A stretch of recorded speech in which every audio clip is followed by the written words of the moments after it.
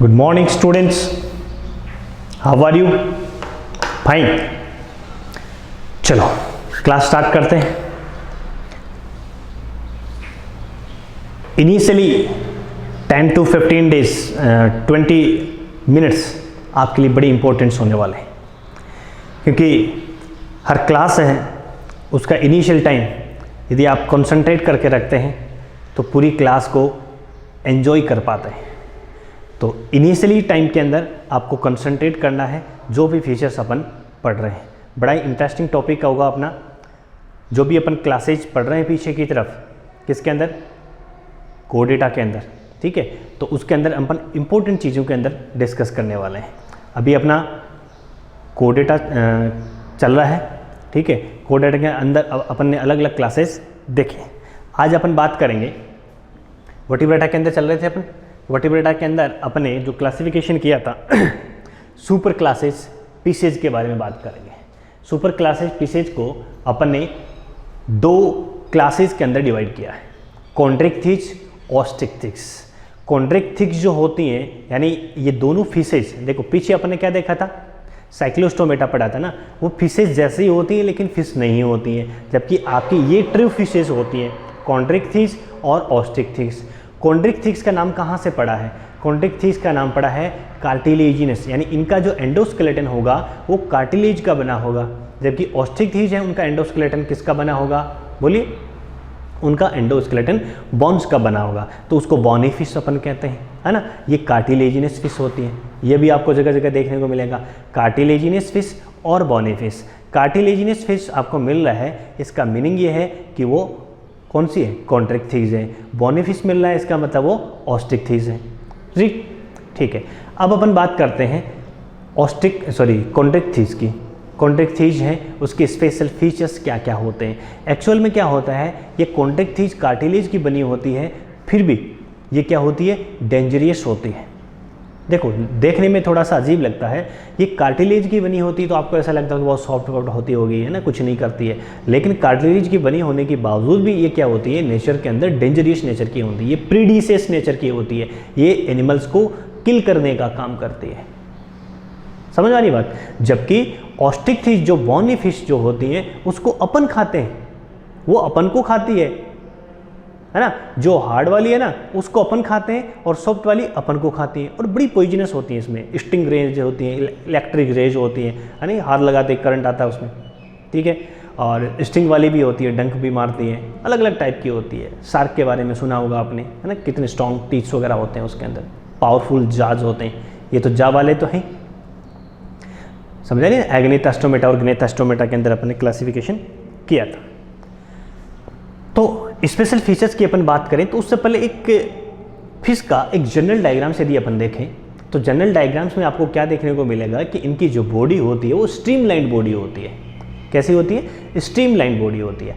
अब ऑब्वियसली ये मैराइन होते हैं, क्या होते हैं, मैराइन होते हैं, तो उनको कहाँ मूव करना होता है, वाटर बॉडीज के अंदर मूव करना होता है. तो वाटर को ओवरकम करने के लिए, यानी फोर्स ऑफ जो फ्रिक्शन है उसको ओवरकम करने के लिए इनकी जो बॉडी होती है वो स्ट्रीमलाइन बॉडी होती है. स्ट्रीमलाइन बॉडी का मतलब समझ रहे हो ना आप, कि आगे से क्या होती है, पॉइंटेड शेप होती है, और पीछे से भी ऐसे पॉइंटेड शेप्स होती है. ठीक है, इसके अंदर मूवमेंट करने के लिए क्या होते हैं, फिन्स होते हैं. क्या होते हैं, फिन्स होते हैं. फिन्स साइक्लोस्टोमेटा के अंदर भी अपन ने देखे, लेकिन वहाँ पे क्या फीचर्स था, अनपेयर्ड फिन्स थे. क्या थे, अनपेयर्ड फिन्स थे. जबकि इसमें पेयर्ड फिन भी मिलेंगे और अनपेयर्ड फिन भी देखने को मिलेंगे. अब फिन्स के ऊपर कोई क्वेश्चंस नहीं बनता है, लेकिन बार बार ये वर्ड आएगा, है ना, तो आपको पता होना चाहिए कि एक्चुअल में फिन कौन कौन से होते हैं और क्या क्या नाम उनका होता है. तो अपन ने एक डायग्राम बनाया है. इस डायग्राम के अंदर आप देखेंगे तो अब यहाँ पे इसका जो माउथ है ना, ये माउथ नीचे की तरफ है. अब यूँ समझ लीजिए जैसे ये कोई बॉडी है, उसका माउथ यहाँ पे, जबकि होना कहाँ चाहिए, एंड पोर्शन पे होना चाहिए ना माउथ. जैसे अपन यहाँ अपना माउथ यहाँ पे, समझा नहीं बस. तो इनका जो माउथ है वो वेंट्रल पोजीशन पे होता है, जो एंड पॉइंट है वहाँ पे होना चाहिए, लेकिन इनका माउथ कहाँ होता है, यहाँ पे होता है. यानी वेंट्रल पोजीशन पे इसका क्या होता है, माउथ होता है. तो आप देख रहे हैं कि वेंट्रल पोजीशन पे इसका माउथ है, और माउथ के अंदर ये आपको जो स्ट्रक्चर्स दिख रही है ना बेटा, ये क्या है, टीथ है. क्या है, टीथ है. और टीथ भी देखना, इसकी जो डायरेक्शन है ना टीथ की, वो ऐसे नहीं है, वो टीथ की डायरेक्शन ऐसे, यानी वो बैकवर्डली डायरेक्टेड है. पीछे की तरफ डायरेक्टेड है। अब पीछे की तरफ डायरेक्टेड क्यों होते हैं, इसका भी एक रीजन होता है, क्योंकि ये जब भी अपना कोई शिकार उसको पकड़ती है तो जब बैकवर्डली डायरेक्टेड होगी ना तो वो इजीली उसको ग्रैस्प कर पाएगी, वो छुड़ा नहीं पाएंगे। जैसे शार्क का कोई हमला करती है, अपने आर्म के ऊपर पकड़ती है ना, तो डायरेक्टली वो उसको ऐसे कर, जैसे आप नहीं समझते जैसे हुक कैसे काम करता है ना, उस कोई चीज़ को ऐसे कोई पकड़ लिया और फिर अपन इसको खींचेंगे ना तो अपन उसको इजीली रिमूव नहीं कर सकते। तो ये एक हुक की तरह ही काम करता है, जिसमें कोई भी चीज़ ऐसे फंस जाती है, ऐसे है ना, ये ऐसे हुक होता है, इसमें ऐसे कोई चीज़ फंस जाती है, वो निकल नहीं पाती है। तो इजीली जो फूड के ऊपर ग्रेस्पिंग पावर को बढ़ाने के लिए इसके पास जो टीथ होते हैं वो कैसे होते हैं, बैकवर्ड डायरेक्टेड होते हैं। बात समझ में आएगी। एंडोस्केलेटन किसका बना होता है इसका, बोलिए। एंडोस्केलेटन कार्टिलेजिनस टिश्यू का बना होता है, ठीक है। अब कार्टिलेज और बोन के अंदर तो बहुत ज़्यादा डिफरेंस है बेटा, जब अपन टिश्यू वाला चैप्टर पढ़ेंगे तो उसमें भी अपन डिस्कस करेंगे कि कार्टिलेज और बोन के अंदर कितना ज़्यादा डिफरेंस होता है ना, उसकी स्ट्रक्चर में भी, शेप में भी, मैट्रिक्स में भी ना, स्ट्रेंथ में भी डिफरेंस होता है, ठीक है। उसके बाद यहाँ पे आप गिल स्लिट्स देख सकते हैं।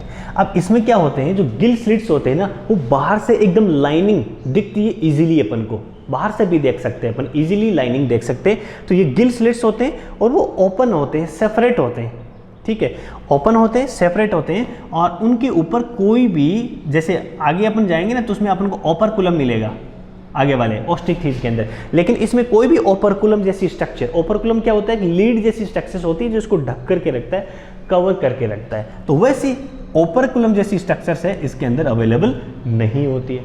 अब गिल्स का तो फंक्शन आपको पता ही होता है कि जैसे वाटर अंदर आता है, गिल्स के अंदर एनरिच्ड ब्लड वेसल्स होती है, वो क्या करती हैं, CO2 को उसमें वाटर बॉडीज में डाल देती हैं और ऑक्सीजन को अब्जॉर्ब करके ब्लड में ट्रांसफर हो जाता है और वापस यहाँ से गिल स्लिट से वाटर बाहर निकल जाता है, ठीक। उसके बाद अपन बात करें फिन्स की बात कर लेते हैं, है ना। ये जो फिन्स आप देख रहे हैं इसके अंदर अलग अलग टाइप के फिन्स होते हैं, अलग अलग पेयर्स के अंदर होते हैं, ठीक है। यहाँ पे ये दिख रहे हैं आपको डॉर्सल फिन होते हैं, यानी डॉर्सल साइड पे है उसको अपन क्या कहेंगे बेटा, डॉर्सल फिन के नाम से जानेंगे। किस नाम से जानेंगे, डॉर्सल फिन के नाम से जानेंगे। नंबर में ये एक ही होते हैं, कितने होते हैं, एक ही होते हैं। बात आ गई यहाँ तक समझ में, ठीक है। सेकंड आप इसके अंदर देख सकते हैं, आपको कोडल फिन दिख रहा होगा, दिख रहा है क्या कोडल फिन, बोलो यस और नो, ठीक है। कोडल फिन नंबर में कितने हैं, एक है, दिख रहा है, ये कोडल फिन्स हैं। ये पीछे वाले जो होते हैं, यहाँ पे जो होते हैं उसको अपन एनल फिन कहते हैं। यहाँ पे जो दिख रहे हैं वो आपको पेल्विक फिन होते हैं। सबसे ज़्यादा अपन डिस्कशन इसी का करेंगे। पेल्विक फिन होते हैं, ये नंबर में 2 होते हैं, यानी एक इस साइड हो गए, एक उस साइड हो गए, दोनों एक एक साइड की तरफ होते हैं, पेल्विक फिन्स होते हैं। ये आपके पेक्टोरल फिन्स है, ये भी नंबर्स में 2 होते हैं। पेक्टोरल फिन तो सबसे आगे वाले जो होते हैं ना, आगे जो होते हैं सबसे ऐसे जो स्ट्रीमलाइन बॉडी के आगे होते हैं उसको अपन पेक्टोरल फिन कहते हैं, ठीक है। या डॉर्सल पे है तो डॉर्सल फिन कहते हैं इसको, ठीक है। तो नाम आपको याद रहे तो ठीक है, लेकिन पेल्विक फिन का थोड़ा सा आप ध्यान रखें कि ये यहाँ इस रीजन के ऊपर प्रेजेंट होता है। पेक्टोरल फिन सबसे आगे होता है, कोडल फिन सबसे लास्ट में होता है, नीचे यहाँ पे एनल फिन होता है, ऊपर डॉर्सल फिन है, ये पेल्विक फिन्स होते हैं। ये कुछ फिन्स के बारे में अपन ने जाना है। बात आ गई यहाँ तक समझ में, ठीक है। अब अपन एक चीज़ और बात कर लेते हैं, कुछ बचा है इसमें, स्किन की बात कर लेते हैं। इनकी जो स्किन होती है बेटा उसके ऊपर एक स्पेशल टाइप के स्केल्स होते हैं। अपन देखा था कि स्केल्स वगैरह जो है ना यहाँ पे प्रेजेंट रहेंगे। अब स्केल्स होंगे ना, स्केल वैसे जनरली देखा जाए तो 2 टाइप के इसमें स्केल्स आपको देखने को मिलते हैं। इसमें एक ही मिलेगा, एक तो प्लेकोइड स्केल होता है, एक साइक्लोइड स्केल होता है। साइक्लोइड का मीनिंग ही क्या है, राउंड शेप में होता है, जबकि प्लेकोइड स्केल्स का मीनिंग क्या होता है कि ऐसे कुछ पॉइंटेड शेप में स्केल्स प्रेजेंट होंगे, ऐसे कुछ, है ना, पॉइंट आगे से एकदम नुकीला होगा एंड पोर्शन इसका। तो प्लेकोइड स्केल्स होते हैं वो इसकी पूरी बॉडी के ऊपर प्रेजेंट होते हैं। और एक्चुअल में ये जो टीथ आप देख रहे हैं वो एक्चुअल में टीथ नहीं है, ट्रू टीथ नहीं होते हैं, ये क्या है, मॉडिफाइड प्लेकोइड स्केल्स ही है। यानी ये जो प्लेकोइड जो स्ट्रक्चर है ना, यही मॉडिफाइड होकर के किस में कन्वर्ट हो जाती है, टीथ में कन्वर्ट हो जाती है। इस चीज़ का आप स्पेशली ध्यान रखें। और इस आपकी जो कॉन्ड्रिक थीज है उसके अंदर प्लेकोइड स्केल्स प्रेजेंट होते हैं और आपकी जो ऑस्टिक थीज होती है उसके अंदर साइक्लोइड या टिनोइड जो स्केल्स है ना वो प्रेजेंट होते हैं। टिनोइड में कोई ज़्यादा डिफरेंस होता है, उसमें थोड़ा सा ये बम्प्स और रीजेस प्रेजेंट होती है, बाकी इसकी स्ट्रक्चर दोनों की सेम ही होती है। साइक्लो यानी सर्कुलर जैसी शेप होती है। बात कुछ समझ में आई? तो यहाँ पे अपन फिन्स की बात करेंगे तो पूरी बॉडी के अंदर आपको प्लेकोइड स्केल्स देखने को मिलेंगे और आपके जो टीथ हैं वो मॉडिफाइड प्लेकोइड स्केल्स ही हैं। बात आ गई यहाँ तक समझ में? मोस्टली चीज़ें अपन ने यहाँ पे डिस्कस कर ली है, ठीक है। हाँ, नोटोकोड की यदि अपन बात करें तो नोटोकोड इसके अंदर थ्रू आउट द लाइफ, ये थोड़ा सा एक्सेप्शंस देखने को अपन को मिलता है। नोटोकोड पूरी लाइफ स्पेन के अंदर रहता है, जबकि अपन ने क्या देखा था कि वर्टिब्रेट के अंदर क्या होता है, बोलो, वर्टिब्रेट के अंदर एम्ब्रायनिक स्टेज के अंदर ही आपको नोटोकोड देखने को मिलती है, ठीक है। बाकी सारी चीज़ें अपने डिस्कस कर ली। अब एक और अपन इसको पढ़ लेते हैं क्या लिखा हुआ है, यानी एज इट इज़ आप यूँ समझ लीजिए कि आप एनसीईआरटी ही पढ़ रहे हैं, ठीक है ना। देखिए, मैराइन एनिमल्स होते हैं, बिल्कुल ठीक है। बॉडी कैसी होती है, स्ट्रीमलाइंड बॉडी होती है, यानी आगे से पॉइंटेड शेप होती है वाटर को रिमूव करने के लिए, ठीक है। एंडोस्केलेटन ऑब्वियसली अपन डिस्कस कर चुके हैं, कार्टिलेजिनस होता है। माउथ कैसा होता है, वेंट्रल होता है। वेंट्रल का मतलब समझा ना अपन ने कि माउथ यहाँ पॉइंटेड शेप नहीं होकर कि नीचे की तरफ होता है, वेंट्रल साइड के अंदर होता है, that's why ventral mouth. Teeth जो होते हैं वो ट्रू टीथ नहीं होते हैं, मॉडिफाइड एक्चुअल में प्लेकोइड स्केल्स ही होते हैं। और बैकवर्ड क्या होते हैं, डायरेक्टेड होते हैं, यानी पीछे की तरफ क्या होते हैं, डायरेक्टेड होते हैं। स्किन के ऊपर प्लेकोइड स्केल्स प्रेजेंट होते हैं। गिल स्लिट्स आपके सेपरेट होते हैं, नॉट कवर्ड बाय ओपर्कुलम, यानी ओपर्कुलम से कवर्ड नहीं होते हैं। इनके जा पावरफुल होते हैं। और notochord through out the life, पूरी लाइफ के अंदर नोटोकोड क्या होती है, प्रेजेंट होती है। और प्रीडेसियस एनिमल्स होते हैं। प्रीडेसियस एनिमल का मीनिंग क्या होता है कि किसी दूसरे एनिमल्स को ये कैप्चर कर लेते हैं और उसको खाने में यूज करते हैं और उसको एज ए फूड यूज करते हैं, ठीक है। अब अपन कुछ एक दो पॉइंट्स और हैं जिसको अपन डिस्कस कर लेते हैं, उसके बाद देखेंगे अपन। ये ज़्यादा लंबा चौड़ा नहीं है, सिंपली अपन उसको डिफ्रेंशिएट करके इजीली अपन उसको समझ सकते हैं। दूसरी इसके अंदर फीचर्स क्या है कि वैसे देखा जाए तो ये कॉन्ड्रिक थीज जो है ना वो थोड़ी सी प्रिमिटिव टाइप की है भाई। एक तो कॉन्ड्रिक थीज है, एक ऑस्ट्रिक थीज है, दो है ना। तो पीछे वाली जो मिलेगी वो आपको प्रिमिटिव टाइप की मिलेगी, इसमें ज़्यादा स्पेशल फीचर्स भगवान ने नहीं दिए हैं। तो इसके पास क्या है, जो एयर ब्लेडर होना चाहिए, एयर ब्लेडर, वो क्या होते हैं, एब्सेंट होते हैं। यानी इसके बॉडी के अंदर जो एयर ब्लेडर होने चाहिए बेटा, वो एयर ब्लेडर नहीं होते हैं। अब एक्चुअल में एयर ब्लेडर क्या होता है, ब्लेडर एक ऑर्गेनल स्ट्रक्चर्स होती है जिसके अंदर ये क्या करता है, एयर भर लेता है, यानी उसके अंदर क्या होती है, एयर होती है। अब ये एयर क्या काम करती है, अब आपको पता है कि इसके अंदर जब एयर ब्लेडर होगा तो एयर भरी होगी, एयर भरी होगी तो वो इजीली क्या करती रहेगी, बोलो, अपनी बॉडी को मेंटेन कर पाएगी, ठीक है। अब इसमें एयर ब्लेडर नहीं होता है तो ये कंटिन्यूसली क्या करनी पड़ती है, इसको कंटिन्यूसली इसको स्विम करना पड़ता है, तैरना पड़ता है। यदि ये तैरना बंद कर देगी तो बॉडी वेट की वजह से ये क्या हो जाएगी, नीचे चली जाएगी, सिंक हो जाएगी, डूब जाएगी। तो इसने भगवान ने क्या किया कि बोली तेरी नेचर प्रीडिसेस है, तू अटैक करती है एनिमल्स के ऊपर, अदर एनिमल्स के ऊपर, उसको शिकार बनाती है अपना, तो तेरे को एक फीचर्स अपन दे देंगे। क्या दे देंगे कि तू कहीं बैठ नहीं सकती, अकेली नहीं रह सकती तू, तेरे को कंटिन्यूसली क्या करना पड़ेगा, स्विम करना रहेगा। यदि तू स्विम करना छोड़ देगी ना तो तेरे अंदर हमने क्या नहीं दिए, एयर ब्लेडर नहीं दिए, जिसकी वजह से तू डूब जाएगी। तो कंटिन्यूसली ये क्या करती रहती है, स्विम करती रहती है। बात समझ में आएगी, इसी वजह से इसके अंदर एयर ब्लेडर्स नहीं होते हैं। बात यहाँ तक समझ में आएगी। अब अपन बात करते हैं हार्ट की। किसकी बात करते हैं, हार्ट की। देखिए, अपन हार्ट्स की बात करें उससे पहले मैं एक छोटी सी टेबल से आपको दो पॉइंट्स हैं उसको एक साथ डिस्कस करना चाहिए अपन को। वो दो पॉइंट अपन कैसे डिस्कस करेंगे, देखिए अपनी एक तो इधर होगी पीसीज, क्या स्पेलिंग होगी, ठीक है, पीसीज होगी। पीसीज के बाद में आपके क्या आएंगे, बोलिए, पीसीज के बाद में आपके आएंगे एम्फीबियन, एम्फीबियन के बाद में आएंगे रेप्टाइल, रेप्टाइल के बाद में आएंगे एव्स, और एव्स के बाद में आएंगे मेमल्स। इसको आपको इसी सीक्वेंस में याद करना है क्योंकि इनका जो इवोल्यूशन का जो स्केल्स है ना वो ऐसा का ऐसा ही है। यानी जो एम्फीबियन, पीसीज से जो मॉडिफाइड होकर के इवोल्यूट होकर के एम्फीबियन बने और फिर रेप्टाइल्स बने। अब रेप्टाइल ही मॉडिफाइड होकर के, है ना, रेप्टाइल से क्या बन गए, मेमल्स बन गए, और रेप्टाइल से क्या बन गए, एव्स वगैरह बन गए। तो देखिए इसके अंदर अपन बात करते हैं, पहले हार्ट चैम्बर की बात करते हैं। यदि अपन हमारी बात करें तो अपने अंदर हार्ट चैम्बर कितने होते हैं, 4 चैम्बर्स होते हैं, 2 ओरिकल और 2 वेंट्रिकल। लेकिन सबके अंदर तो ऐसा नहीं होता है, बात समझ में आ रही है। तो इसके अंदर क्या होता है, हार्ट चैम्बर की यदि अपन बात करें तो पीसीज के अंदर आपको 2 चैम्बर देखने को मिलेंगे, एम्फीबियन के अंदर आपको 3 चैम्बर देखने को मिलेंगे, रेप्टाइल के अंदर भी आपको 3 चैम्बर देखने को मिलेंगे। यानी ये कुछ इसकी फीचर्स हो गई। बाकी आपके एव्स और जो मेमल्स हैं उसके अंदर आपको 4-4 चैम्बर देखने को मिलेंगे। ठीक है, यहाँ पे कुछ एक्सेप्शन भी है इनमें, वो अपन जब अपन ये क्लास पढ़ेंगे तो देख लेंगे। ठीक है, तो पीसीज के अंदर जो चेंबर्स हैं, 2 चेंबर होते हैं। 2 चेंबर होने का मीनिंग ये हुआ, सिंपली 2 चेंबर होंगे, एक उसमें ओरिकल होगा, एक उसमें वेंट्रिकल होगा।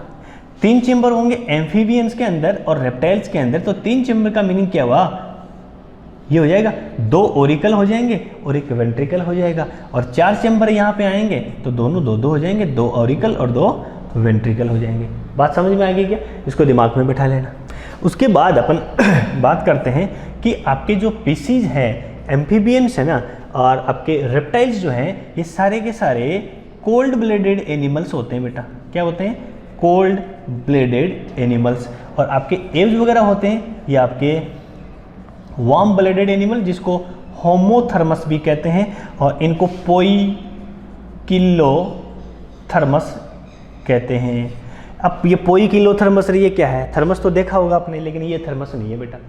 कोल्ड ब्लडेड एनिमल्स का मीनिंग ये होता है कि जिस भी एनवायरनमेंट के अंदर रहते हैं, जिस भी एनवायरनमेंट के अंदर रहते हैं, उसी के अकॉर्डिंग उसकी बॉडी का टेम्परेचर होता है। यानी कहने का मीनिंग ये है कि यदि एटमॉस्फेयर में टेम्परेचर बढ़ रहा है तो इसका भी टेम्परेचर बढ़ने लग जाएगा, एटमॉस्फेयर में टेम्परेचर कम हो रहा है तो इसका भी टेम्परेचर कम होने लग जाएगा। ये अपनी बॉडी के टेम्परेचर को मेंटेन नहीं कर सकते जैसा कि हम कर पाते। हम क्या कर लेते हैं, ज़्यादा सर्दी होती है तो अपनी बॉडी का टेम्परेचर मेंटेन कर लेते हैं। अब बॉडी को टेम्परेचर मेंटेन करने के लिए दूसरी चीज़ कि अपने पास दिमाग भी है, तो अपन क्या कर लेते हैं, सर्दी होती है तो गर्म कपड़े पहन लेते हैं, गर्मी होती है तो कम कपड़े पहन लेते हैं, ऐसे वैसे चला लेते हैं।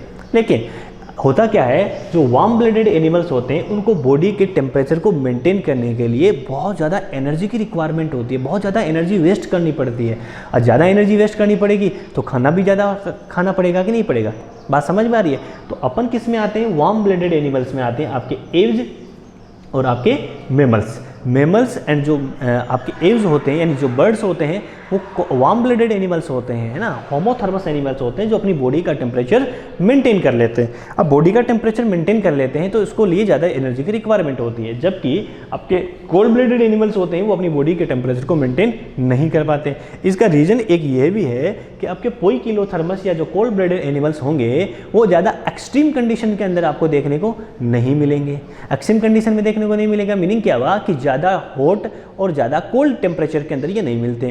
क्यों? क्योंकि ये अपनी बॉडी के टेम्परेचर को मेंटेन तो कर ही नहीं पाते, नहीं करेंगे तो फिर क्या हो जाएंगे, डेथ हो जाएगी इनकी। ठीक है, तो ये सारी चीज़ें वो आपको ध्यान में। अब आपको समझ में आ गया होगा कि पीसीज के अंदर कितने चेंबर देखने को मिलेंगे, 2 चेंबर मिलेंगे। उसके बाद में एम्फीबिया में कितने चेंबर देखने को मिलेंगे, 3 चेंबर देखने को मिलेंगे। रेप्टाइल से अपन आएंगे, 3 चेंबर देखने को मिलेंगे।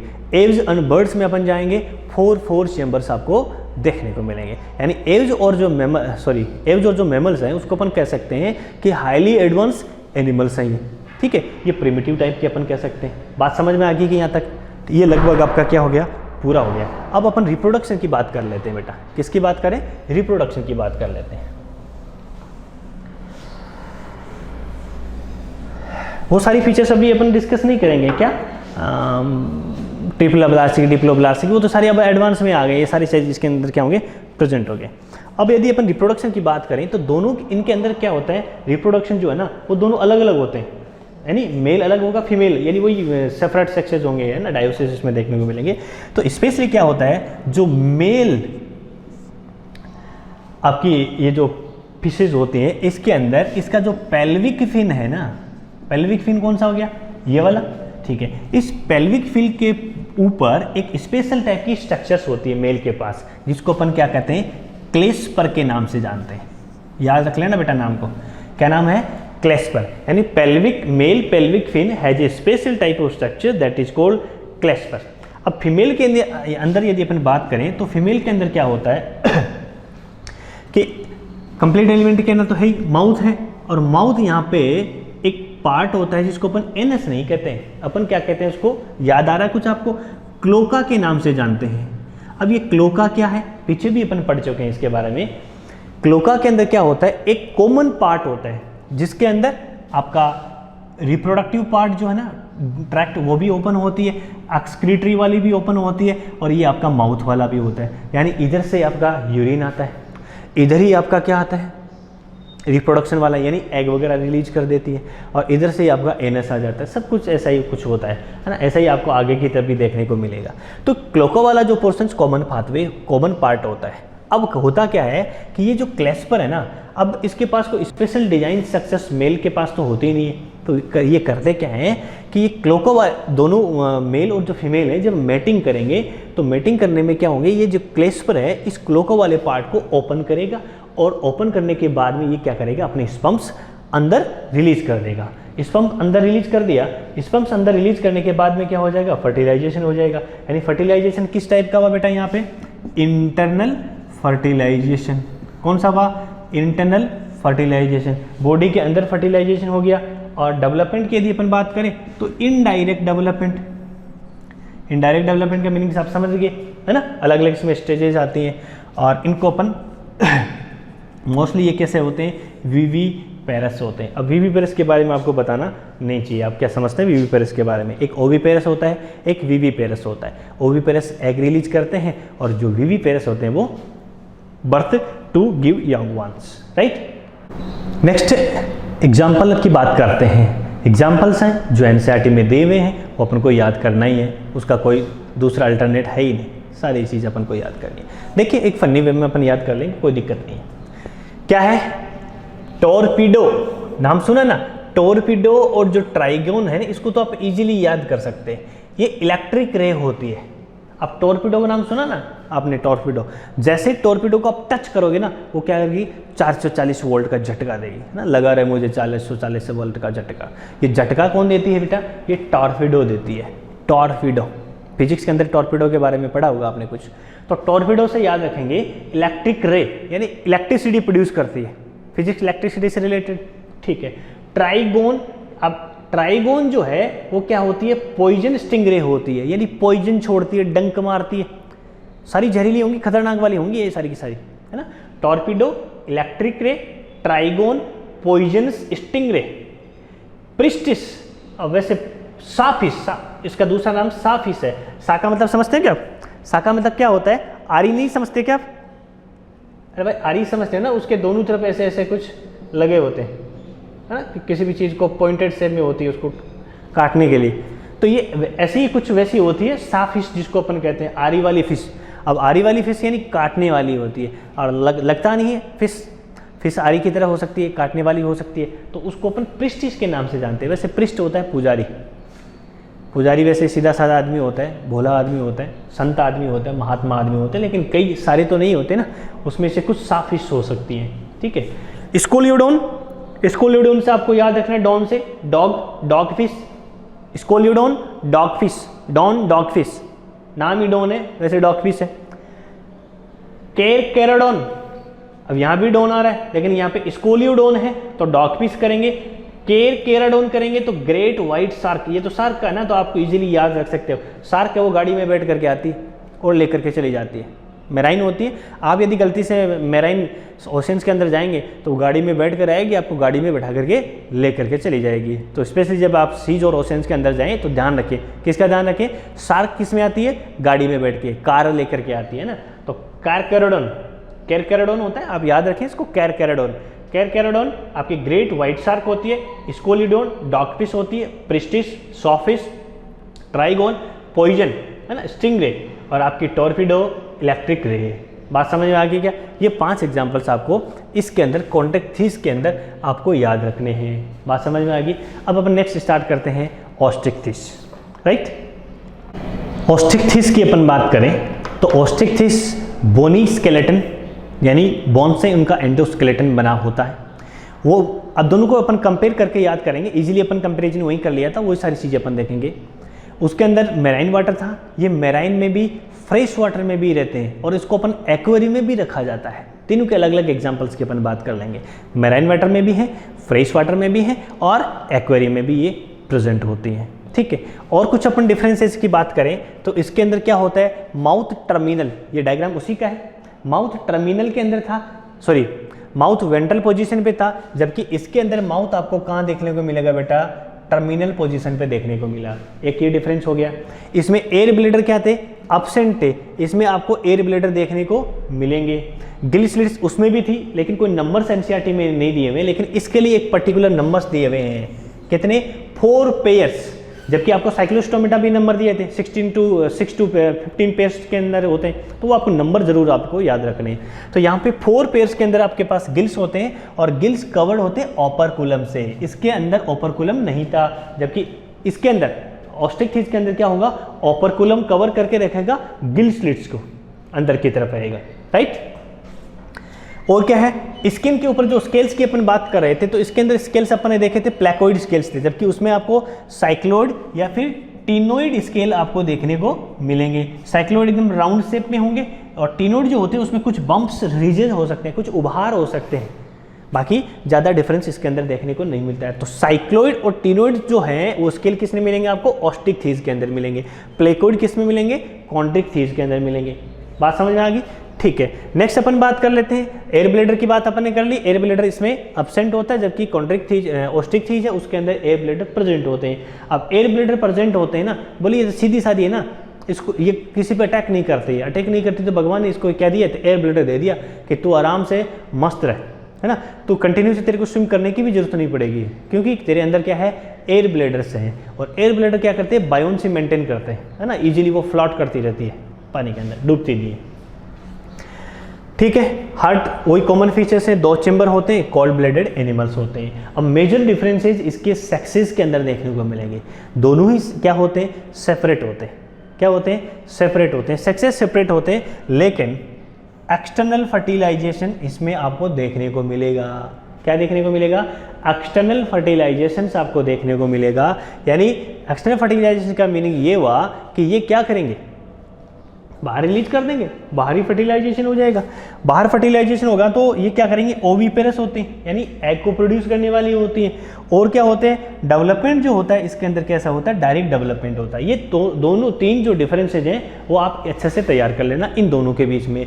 कॉन्ड्रिक्थिस और ऑस्टिक्थिस, उसके अंदर जस्ट ऑपोजिट था, इंटरनल फर्टिलाइजेशन था, मोस्टली विविपेरस थे और इनडायरेक्ट डेवलपमेंट हो रहा था। जबकि इसके अंदर एक्सटर्नल फर्टिलाइजेशन है, ओविपेरस है और डायरेक्ट डेवलपमेंट है।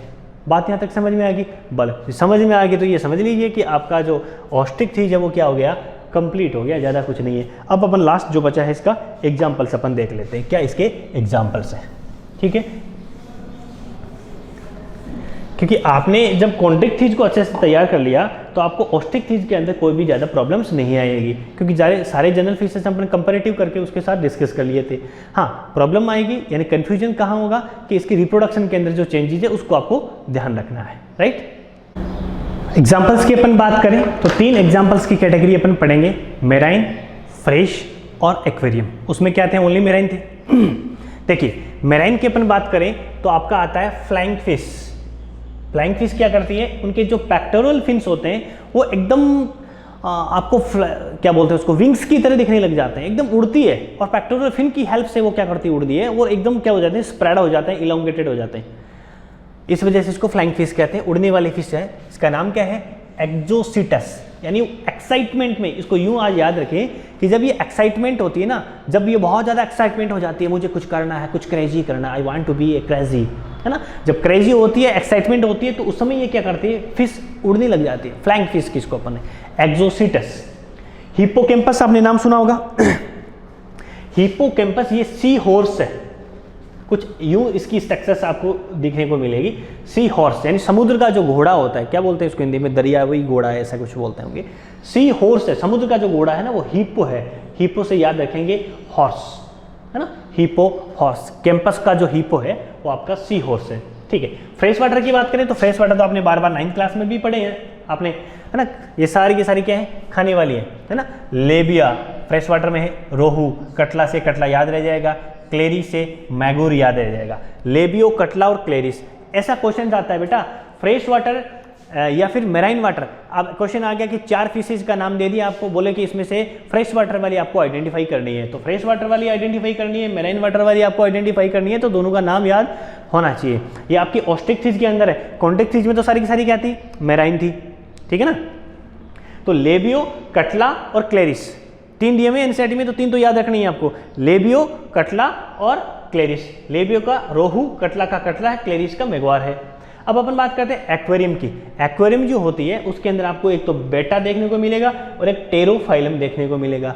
अब बेटा ना, यानी बेटे जो होते हैं वो बेटियों से कई बार क्या करते हैं, छोटी जब बचपन में होते हैं तो क्या करते हैं, लड़ाई झगड़ा करते ही रहते हैं। स्पेशली जीत किसकी होती है, बेटे की होती है ना, थोड़ा सा वो डोमिनेंट रहता है। वैसे भी सोसाइटी के अंदर बेटा ही डोमिनेंट होता है। जो फाइटिंग फिश, लड़ने वाली फिश, लड़ाकू है ना, लड़ाकू आप कह सकते हो, तो वो कौन है, बेटा है। तो बेटा फाइटिंग फिश है, एक्वेरियम में रखते हैं उसको, अपने बेटे को सजा करके रखते हैं, राइट।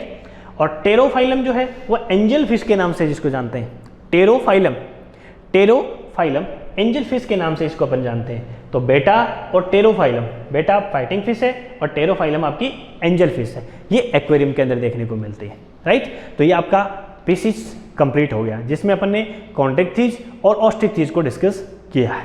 अब पीसीज कंप्लीट होने के बाद अपन किधर चलेंगे, उधर चलेंगे टेट्रापोडा की तरफ, है ना। सुपर क्लास टेट्रापोडा थी, उसमें क्या क्या लिया पता अपन ने, कहाँ से स्टार्ट किया था अपन ने, हैं वो 4 थे उसके अंदर, उन चारों को अभी अपन 2-2 के ग्रुप में डिस्कस करेंगे। आई थिंक आपको समझ में आ गया होगा। यानी पीसीज अपनी कंप्लीट होगी। अब अपन एम्फीबियन, रेप्टाइल्स, एव्स और मेमल्स, इनको अपन डिस्कस करेंगे, राइट। अब पूरी क्लास में आपके सारे कॉन्सेप्ट पीसीज के यदि बेटा क्लियर हो गए, आपको अच्छा ऐसा लग रहा है कि हमने कुछ सीखा है, तो आप इसको एक काम का आपको करना है कि आपके फ्रेंड्स की भी और मुझे भी मोटिवेशन मिले, इसको आप लाइक करें, अपने फ्रेंड्स के साथ, आस पड़ोस में, दुकान में, मकान में, अपने पड़ोसी के साथ, है ना, आपके जितने भी फ्रेंड्स हैं उनके साथ शेयर कर दें, ठीक है। और अपने फायदे के लिए उसको सब्सक्राइब भी करें, ताकि नए नोटिफिकेशन जब भी आए, जब भी नए वीडियोस अपन डालते हैं, ऐड करते हैं, आपके पास सूचना तुरंत मिल जाए, ठीक है।